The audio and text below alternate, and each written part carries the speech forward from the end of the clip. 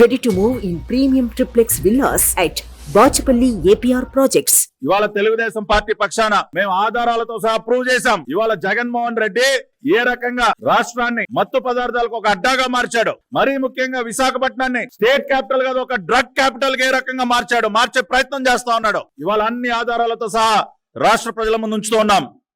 దీనికి ఏం జవాబు చెప్తావు జగన్ రెడ్డి?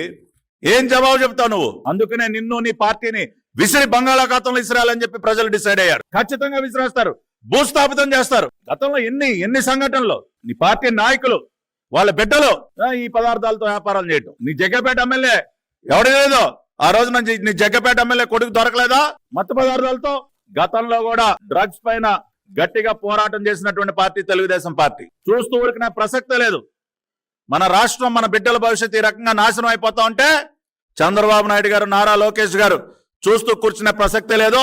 దీనిపైన పెద్ద ఎత్తున ఉద్యమం చేస్తాం. కేంద్ర ప్రభుత్వం కూడా ఖచ్చితంగా దీనిపైన కఠినమైనటువంటి చర్యలు తీసుకుంటుందన్న నమ్మకం మాకుంది. దేశంలో పూర్తిగా డ్రగ్స్ ని నిర్మూలించాలన్న పట్టుదలతో ఈ దేశ ప్రధాని నరేంద్ర మోడీ గారు కూడా ఉన్నారు. ఆపరేషన్ గరుడ పేరుతో ఆయన ఎక్కడికక్కడ ఈ డ్రగ్స్ అన్నింటినీ కూడా కట్టడి చేస్తా ఉన్నారు.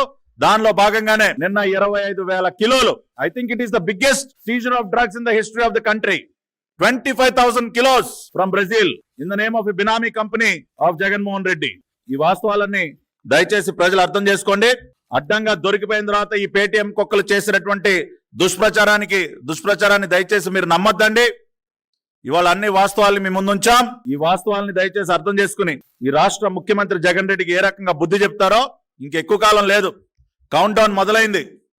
మే 13వ తేదీ మన బిడ్డల భవిష్యత్తుని, మన బిడ్డల్ని మత్తు పదార్థాలకి బానిసలు చేసి వేల కోట్లు దిగమింగుతున్నటువంటి ఈ సైకో జగన్ రెడ్డిని ఖచ్చితంగా మే 13వ తేదీన భారత రాజ్యాంగం మీకు కల్పించినటువంటి ఆయుధమైనటువంటి ఓటుతో గట్టిగా బుద్ధి చెప్పండి. ఇటువంటి వ్యక్తి ప్రజాస్వామ్యంలో పనికిరాడు. రాష్ట్ర రాజకీయ ముఖ చిత్రంలో ఉండడానికి అనర్హుడు. ఈ వ్యక్తి ఉండాల్సిందే సెంట్రల్ జైల్లో. అన్ని రకాలుగా ఇటువంటి మాఫియాలన్నింటినీ కూడా అరికట్టాల్సినటువంటి అవసరం. ఎన్ని రకాల మాఫియాలండి? Sand mafia, liquor mafia, red sandalwood mafia, drug mafia. ఇవాళ ఇటువంటి మాఫియాలందరితో పొత్తు పెట్టుకుని నేను సింగిల్ గా వస్తున్నానంట. ఏంటానో సింగిల్ గా వచ్చేది? ఇటువంటి మాఫియా, అన్ని రకాల మాఫియాలతో పొత్తు పెట్టుకుని వేల కోట్ల రూపాయలు దిగమింగుతో నువ్వు సింగిల్ గా ఉన్నావా?